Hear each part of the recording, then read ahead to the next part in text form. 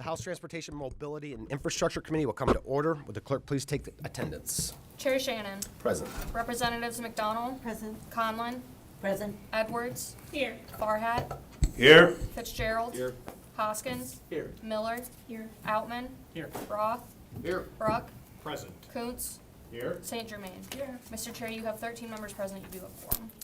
I need a motion to adopt minutes from our last meeting on February 20th. Representative Farhat makes that motion. Seeing no opposition, the minutes are adopted. Today on the agenda, we'll be voting out House Bill 5151 and then taking testimony on House Bills 5127, 5434, and 5150, and voting out House Bills 5378 and 5379. We will quickly take the votes before testimony. First up is House Bill 5378, and we have an amendment to tie bar these bills together. Representative Kuntz makes that, is offering an amendment to HB 4378. Can I get a motion to adopt the amendment? Rep. Outman makes that motion. Will the clerk please take a roll call vote? On the motion to adopt the amendment to House Bill 5378, Chair Shannon. Yes. Representatives McDonald. Yes. Conlon. Yes. Edwards. Yes. Farhat. Yes. Fitzgerald. Yes. Hoskins. Yes. Miller. Yes. Outman. Yes. Roth. Yes. Bruck. Yay. Kuntz. Yes. St. Germain. Yes. Mr. Chair, you have 13 yeas, 0 nays, 0 passed. The amendment is adopted. Amendment is adopted. I do have a couple cards to read in here. I don't have a name, but Michigan Forest Products Council does not wish to speak, supports the bill. And Henry Scheinbeck of the Great Lakes Timber Professionals Association does not wish to speak, supports the bill. So I need a motion to report House Bill 5378 with recommendation as a new substitute. Representative Roth makes that motion. Would the clerk please take a roll call? On the motion to report, Chair Shannon. Yes. Representatives McDonald. Yes. Conlon. Yes. Edwards. Yes. Farhat. Yes. Fitzgerald. Yes. Hoskins. Yes. Miller. Yes. Outman. Yes. Roth. Yes. Bruck. Yay. Kuntz. Yes. St. Germain. Yes. Mr. Chair, you have 13 yeas, 0 nays, 0 passed. House Bill 5378 is reported with recommendation as amended as a new substitute. HB 5378 is reported with recommendation as a new substitute. Next up is House Bill 5379. Representative Edwards is offering an amendment. Can I get a motion to adopt the amendment? Rep. Hoskins makes that motion. Will the clerk please take a roll call vote? On the motion to amend, Chair Shannon. Yes. Representatives McDonald. Yes. Conlon. Yes. Edwards. Yes. Farhat. Yes. Fitzgerald. Yes. Hoskins. Yes. Miller. Yes. Outman. Yes. Roth. Yes. Bruck. Yay. Kuntz. Yes. St. Germain. Yes. Mr. Chair, you have 13 yeas, 0 nays, 0 passed. The amendment is adopted. The amendment is adopted. I need a motion to report House Bill 5379 with recommendation as a new substitute. Representative Conlon makes that motion. Would the clerk please take a roll call vote? On the motion to report, Chair Shannon. Yes. Representatives McDonald. Yes. Conlon. Yes. Edwards. Yes. Farhat. Yes. Fitzgerald. Yes. Hoskins. Yes. Miller. Yes. Outman. Yes. Roth. Yes. Bruck. Yay. Kuntz. Yes. St. Germain. Yes. Mr. Chair, you have 13 yeas, 0 nays, 0 passed. House Bill 5379 is reported with recommendation as amended as a new substitute. House Bill 5379 is reported with recommendation as a new substitute. To get things started, due to Rep. McFall needing to be in regular form right now, we have Rep. McFall here today to testify on his bill. So, Representative, the floor is yours to discuss House Bill 5127.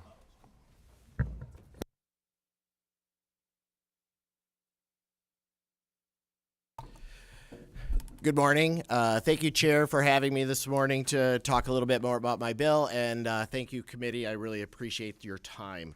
My bill will expand disabled veterans' license plates to partially disabled veterans who are at least 50% disabled based on the U.S. Department of Veterans Affairs Disabled Veteran Classification to be eligible for this plate. Currently, the $5 special license plate service fee is waived for disabled veterans license plates recipients. Waiving the $5 fee will continue with 100% disabled veterans, but the expanded population of folks who are 50% to 99% disabled will still be required to pay the special license plate service fee. Anyone with a disabled veteran's license plate has access to our state parks without the separate purchase of the state parks pass. This perk will continue for the disabled veterans with this plate regardless of the disability level. HB 5127 will allow for more our disabled veterans to acquire a disabled veteran license plate and to be recognized for their service and sacrifice to our nation and community while having a minimal financial impact on the state. The gist of it is basically is that we're expanding who can actually get a disabled veteran's license plate from 100% down to 50%, because right now you have to be 100% disabled to get that.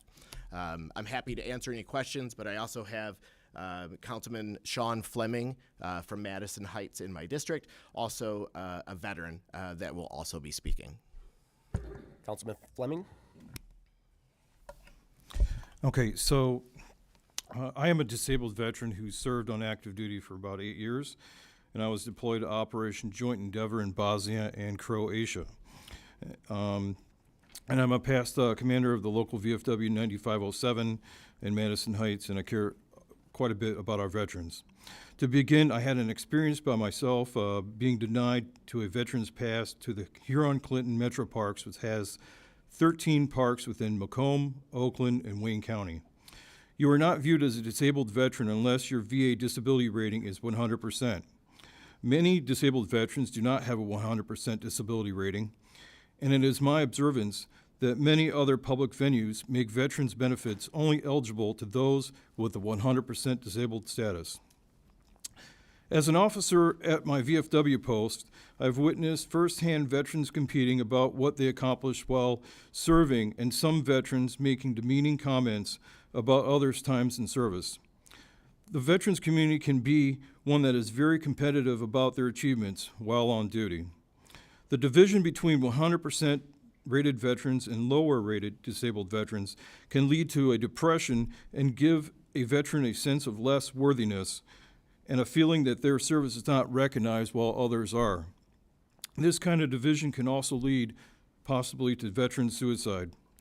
There is an importance to benefits such as little as a state park pass attached to a vehicle registration. It is unfortunate that we have a high number of veteran suicides every year, and it is one of my goals to help prevent suicides from happening. One way veterans use to alleviate mental stress and improve on personal mental well-being is to access parks and recreation. Veterans can improve the mental fitness while camping, fishing, biking, and walking, all which have been proven to help mental health.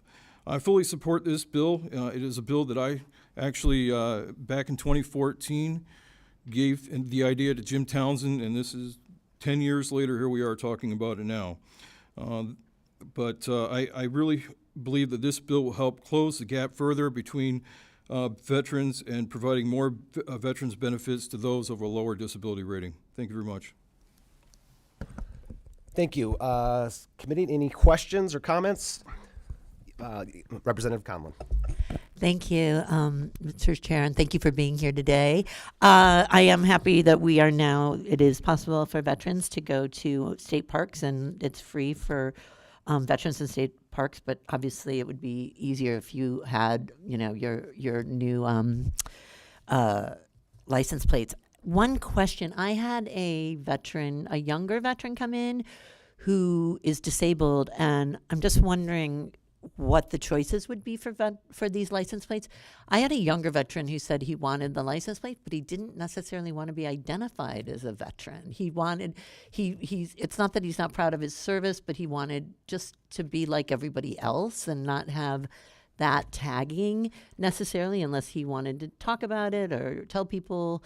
Is that going to be an option? I don't know how many of our veterans feel that way, but obviously I heard from a younger service member that might be nice.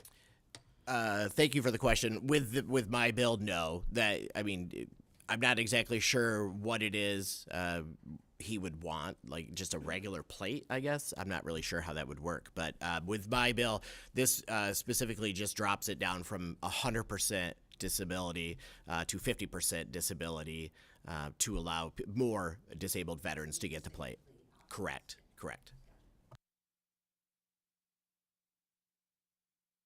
Representative Bruck. Thank you, Chair, and thank you, Representative McFall and Mr. Fleming, for being here today.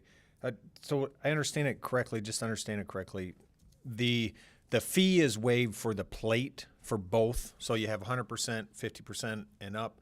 The fee is waived for both, but the registration fee is still charged for the 50%. Correct.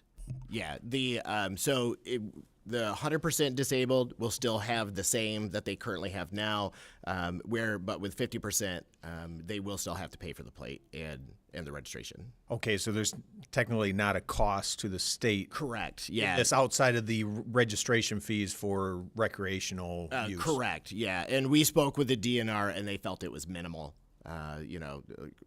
impact. So, so there's very little impact. And my next question kind of dovetails with the last question.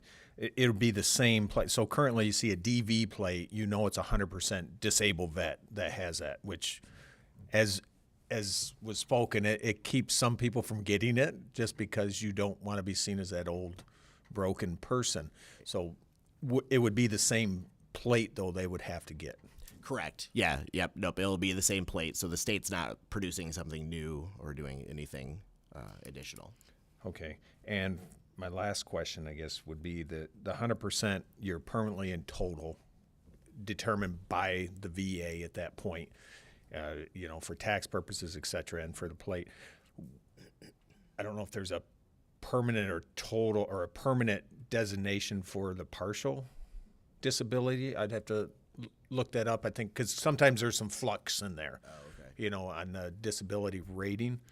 But I appreciate your service, Councilman, for being here. Those pretty much were my comments and questions. Thank you, sir. Any other questions? Thank you so much, Representative and Councilman.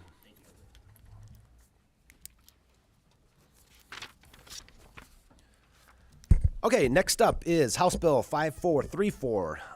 So Representative Glanville, if you'd like to join us up here. She is also joined by Douglas Voss, Korean War Veterans Association, Chapter 306 President.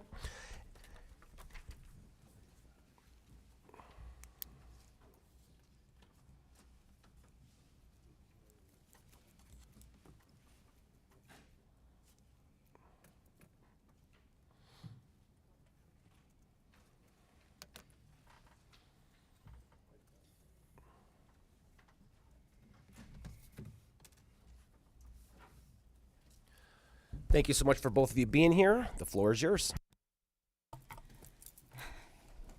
Thank you.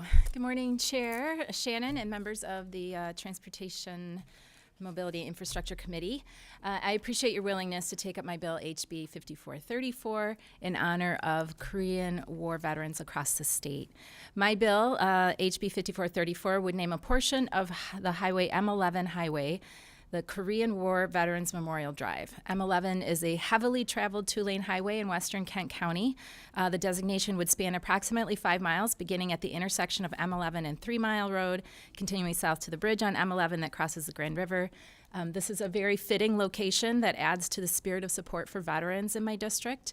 This section is the section selected for this designation starts right close to a local Army Reserve Center and ends just past the American Legion post. So this section of highway, it also passes by Remembrance Road, so named in honor of veterans, and also a host to our annual Memorial Day Parade there in the area. Additionally, on the corner of what will be, hopefully, Korean War Veterans Memorial Drive and Remembrance Road, there's already a small memorial park honoring fallen first responders with future plans to locate a memorial for veterans from the War on Terror that will be a statewide memorial. And finally, on a personal note, I myself lived in South Korea, not as a military personnel, but I was there for a few years in the early 90s. I had the opportunity to visit the DMZ and frequent the neighborhood outside the main military base there in downtown Seoul, Itaewon. And I think it's interesting, we often forget how many American troops still serve the peninsula, keeping that fragile armistice in place. And so I was thrilled when Doug Voss, the president of the Korean War Veterans Association, Chapter 306, came to me with this idea, and I am grateful with your support to be able to honor our veterans with this designation. So I will let Mr. Voss speak a little further to its importance in our community.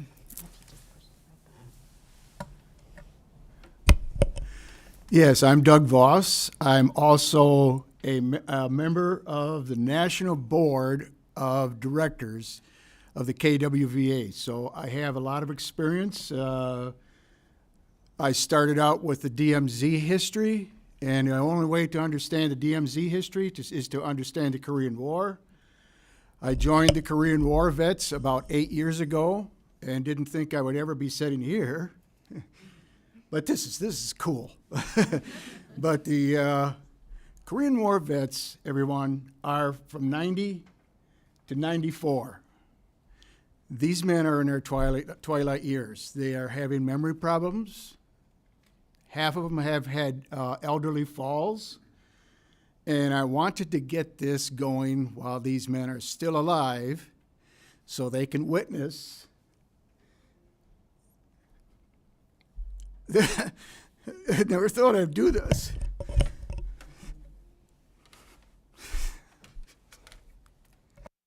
Take your time, sir.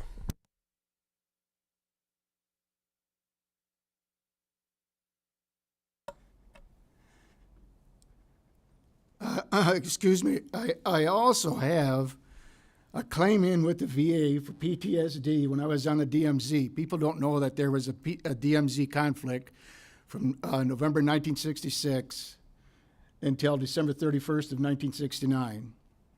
I saw a lot of action there, so we related.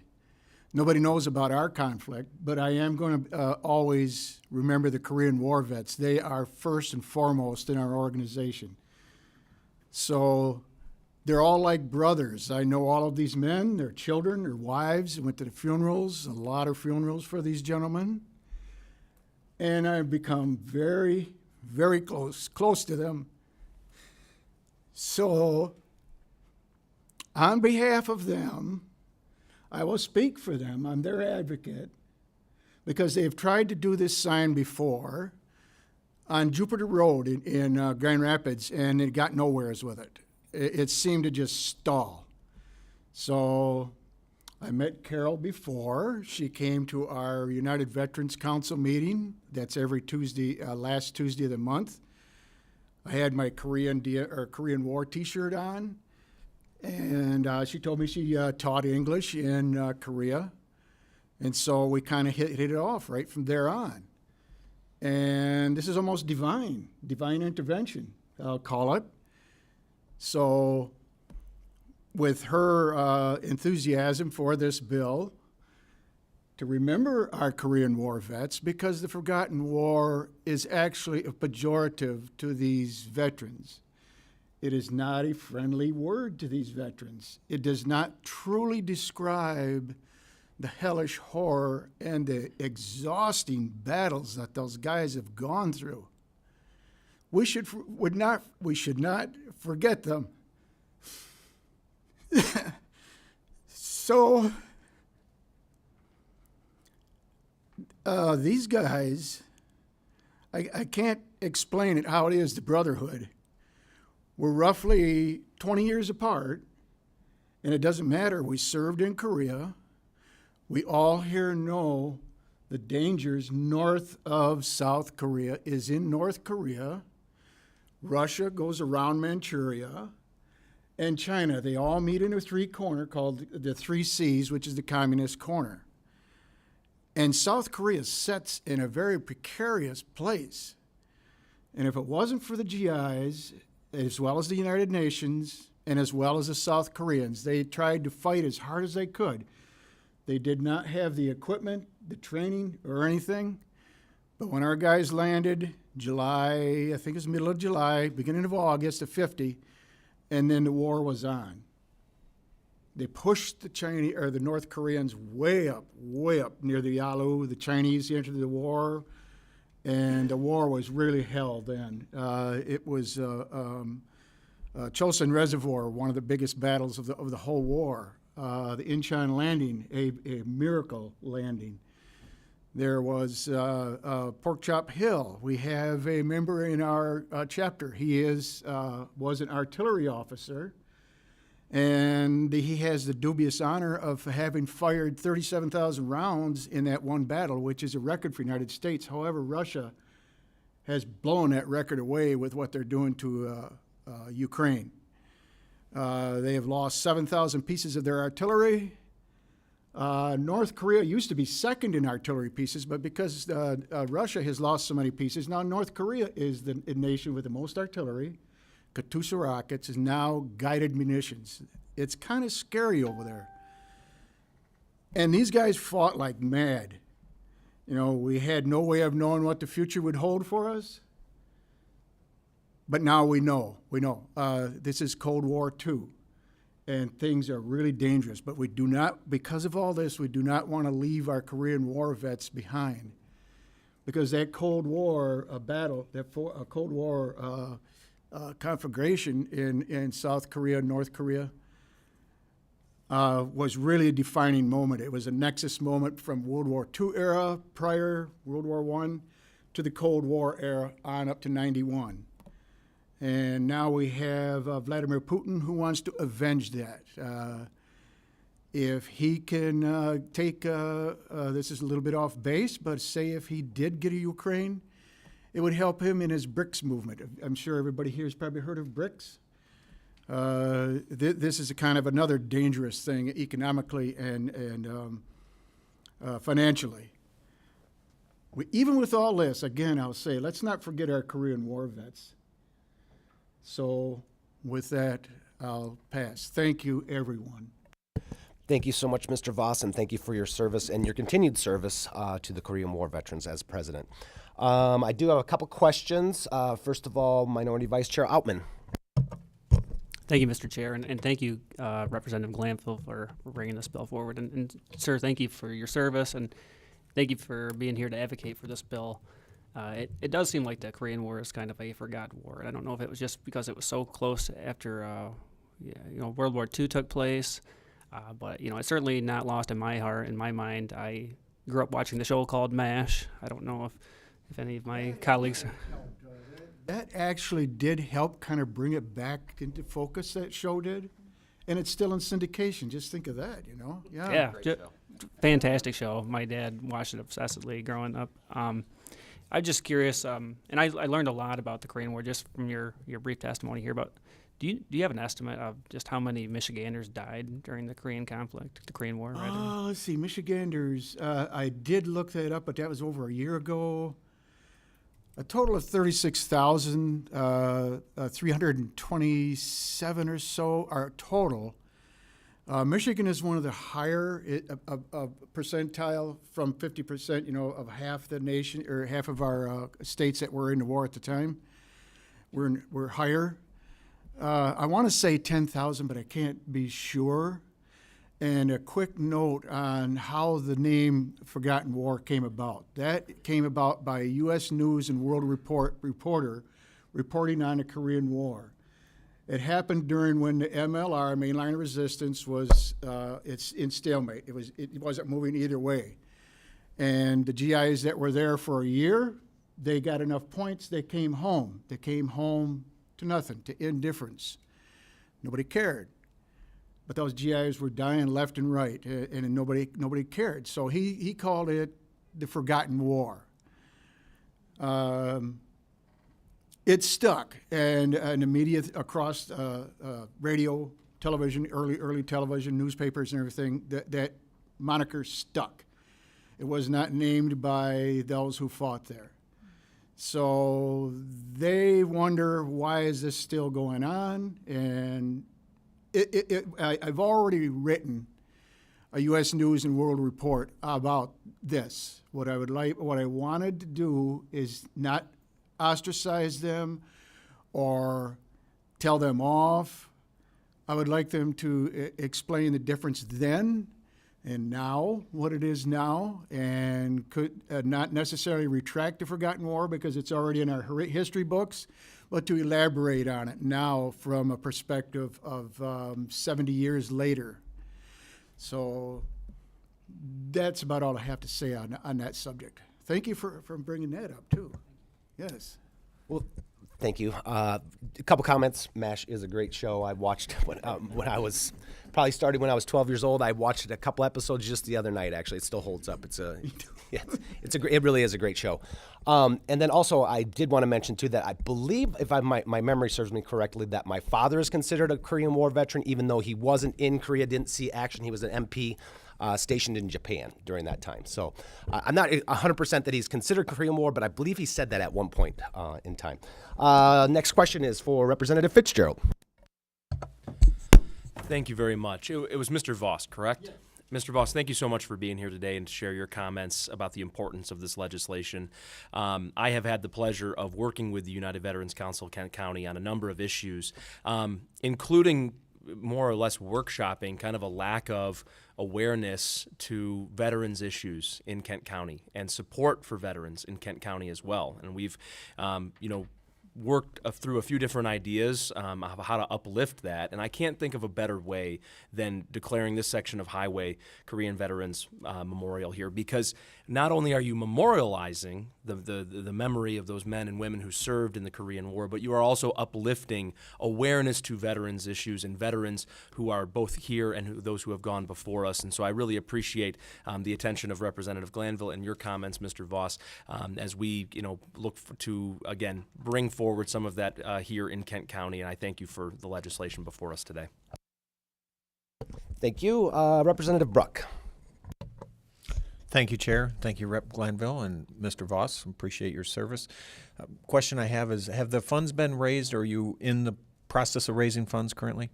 Yeah, we have a benefactor who has stepped forward to pay for the signage. That is awesome. So I always like to ask that question, and my other comment would be a war is never forgotten by those that fight in it. And I run a home care company, and we deal with a lot of vets, even in the stages of dementia. Someone that has fought never forgets. And even though they may forget everything else, that memory is still there and etched. So I appreciate your service, and thank you on behalf of your folks that you represent for being here today. You did well. Thank you. Thank you, Representative Bruck. Appreciate your comments. And he didn't mention it, but Representative Bruck is also a veteran. Any other questions? Doesn't appear to be. So thank you, Mr. Voss and Representative Glanville. So I need a motion to report House Bill 5434 with recommendation. Representative Miller makes that motion. Would the clerk please take a roll call vote? On the motion to report, Chair Shannon? Yes. Representatives McDonald? Yes. Conlon? Yes. Edwards? Yes. Farhat? Yes. Fitzgerald? Yes. Hoskins? Yes. Miller? Yes. Altman? Yes. Brock? Yes. Bruck? Yay. Kuntz? Yes. St. Germain? Yes. Mr. Chair, you have 13 yeas, 0 nays, 0 pass. House Bill 5434 is reported with recommendation. House Bill 5434 is reported with recommendation. The committee will go at ease.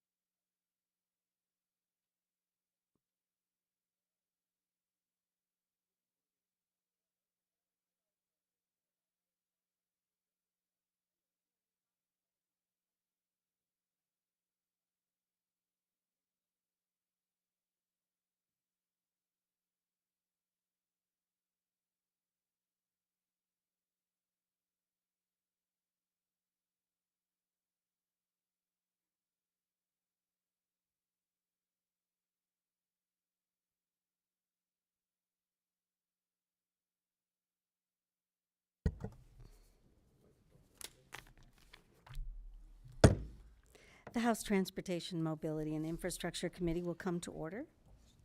Chair Shannon, the floor is yours to discuss House Bill 5150. Well, thank you, Madam Chair and committee members. House Bill 5150 would amend the Vehicle Driving Code to mandate that some driving violations be removed from the driving record after 5 years. Currently, Michigan law requires that all violations stay on the driving record for 7 years.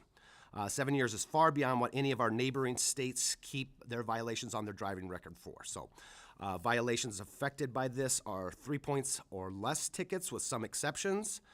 This bill brings in line with our neighboring states while providing some relief to drivers on their insurance for small tickets. So, thank you, Madam Chair. Well, I will say that this bill actually did pass the House. Shockingly, if you're aware of the politics of this town, but I did get this bill passed in 2019.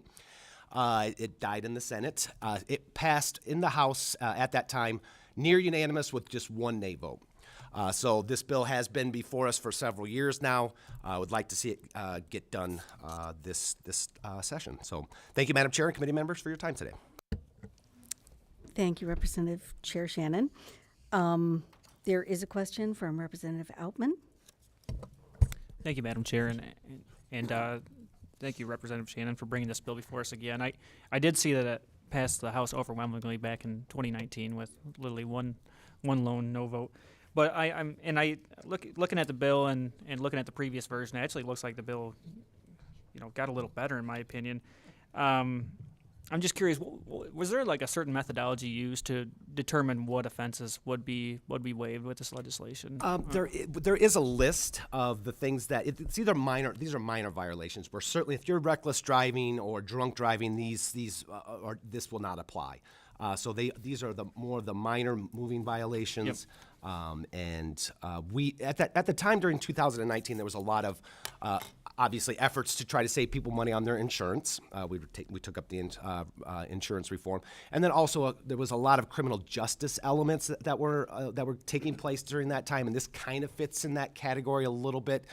Making sure that people get these things, these minor moving violations off their records sooner. So there is a list, and yep. I don't know if we could provide that. I'll ask my staff. And I do have a short list on my policy analysis here. I just didn't know if there was just a certain methodology you used to determine which offenses would be waived, or if it was just you kind of went through and just picked some of the minor ones that you saw. I think at the time we probably did some comparisons with other states to see what they were allowing, yep. and I agree that I think the bill has gotten better. It's because we worked with the stakeholders to get it better. Yeah. Initially, we wanted to do it for just 4 years, and we now moved it up to 5 years because the Insurance Alliance was more comfortable with that. Yep. So we worked with them, and that's kind of why it stalled for some time, because we had to get on the same page. We didn't want to run something that was going to give people insurance stakeholders had a few slight issues with the bill. But what about law enforcement? There's nobody here to testify. Are they okay with the bill? Are they in support? I believe that they haven't taken any position as far as I know, but there has been no opposition. Gotcha. Thank you so much. Yep. Thank you. We have another question from Representative Kuntz. Thank you, Chair Shannon. My question, same thing, Michigan State Police and the Secretary of State. I'd like to know their position on it. Can I ask the chair to, if it'd be okay if I had my staff join? Because I think he'll have an answer for that.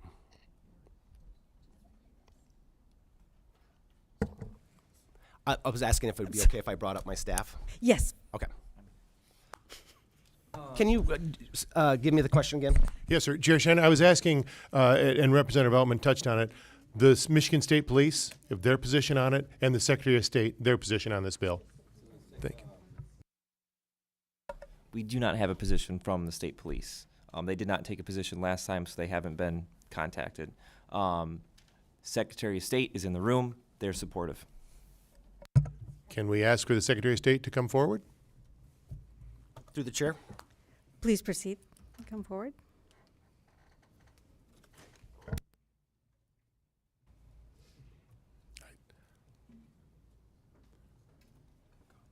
And I'm the same thing. I'd just like to hear that the Secretary of State supports this bill. And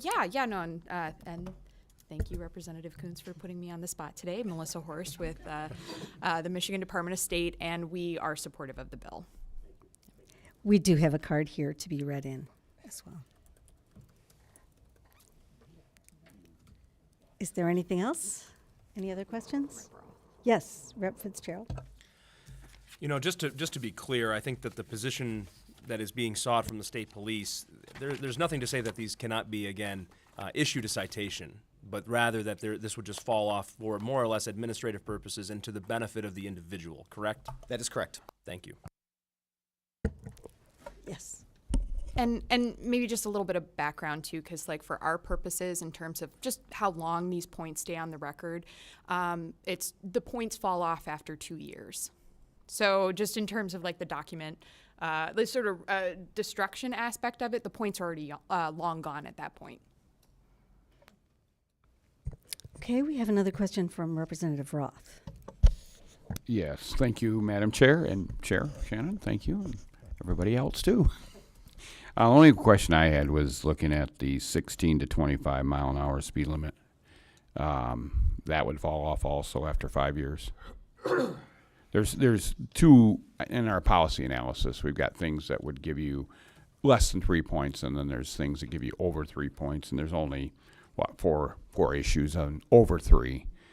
That's the only one I have any concern with is 16 to 25. That's reckless driving, is it not?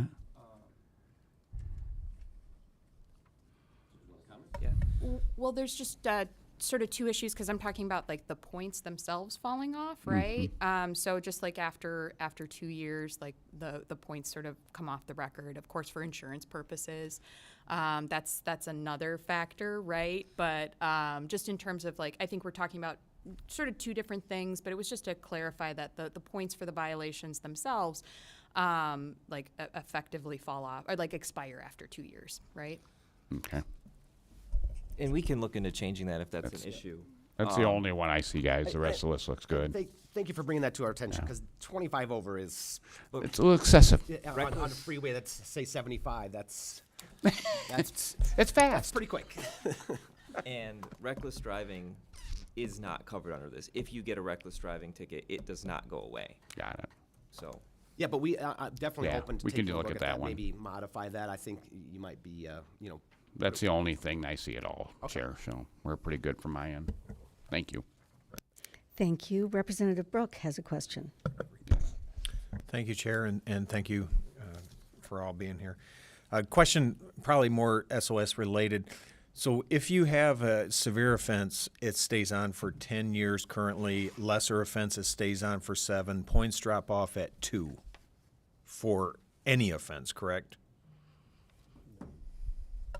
I believe so, and I'm gonna have to just like double check just in terms of like the points, but certainly, I mean, if we're talking about like greater offenses, right? Like something that would trigger revocation or a mandatory suspension. I mean, the driver is going to, like, if they're revoked, right? It doesn't matter if like points expire, right?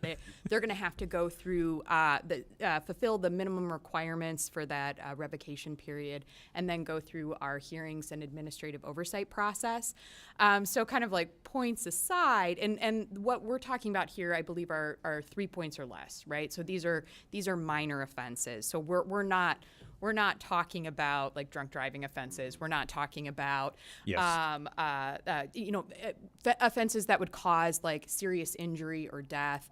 I mean, 3 points or less are generally pretty minor offenses. So insurance can no longer see the offense once the points drop off, correct? Nope. No. So like, insurance can see that I had oop-team tickets, I have no points, but so it is affecting my insurance that they're still there. Right. And that's actually something that we get a lot of questions about just from legislative offices, and we get a lot of questions from constituents about as well, is like, the points are gone, like, why is my insurance still high? And it's like, well, we're not your insurance company is sort of the short answer, unfortunately, right? But for our purposes, like after 2 years, like the points fall off the record. Okay. If they fall off the SOS, would the police officers, MSP, or local officers, they would still be able to see those infractions, correct, on the record? Yeah. So absolutely, because I mean the driver record is still there, right? But I think there was just sort of a question for like the and granted I can't speak for the sponsor. I will let the sponsor speak for himself. But these are low point moving violations, infractions. And certainly after 2 years, like the points are gone. I mean, and in comparison to other states, I mean, they're looking at document destruction after 5 years. So like kind of putting us in line with them for like low level moving violations. Okay. Well, I appreciate it, Melissa. And do you have a comment? I did have one last question for you, Rep Shannon. Why not 3 years? Well, like as I had talked about when we were working with the stakeholders, the insurance people, they didn't. We were at 4 years. This is what it was in 2019. And after having conversations with them, they didn't like the 4 years, and so we compromised and brought it up to 5 years. So that's. I just don't know if we would have been able to get it through with 4 years, let alone 3 years. I can add to that. And Thank you very much. When you get into the 3-year, there was issues with federal CDL licensing. And when you get to 4 years, we had issues with the insurance companies and commercial insurance for drivers, like a business getting insurance for a fleet of vehicles. 5 years was their time frame that they wanted for that. I guess there are some other. They probably have it in the policy, so we're good there. Thank you, Chair Shannon, for your presentation. Thank you all. The House Transportation, Mobility, and Infrastructure will stand at ease.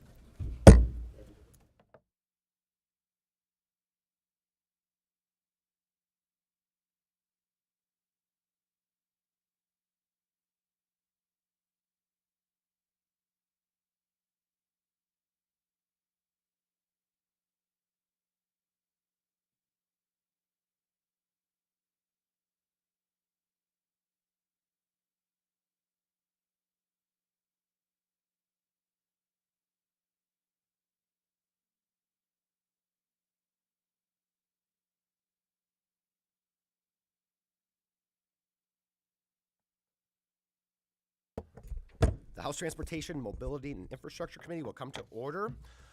We have no absent members, and there being no further business before the committee will stand adjourned.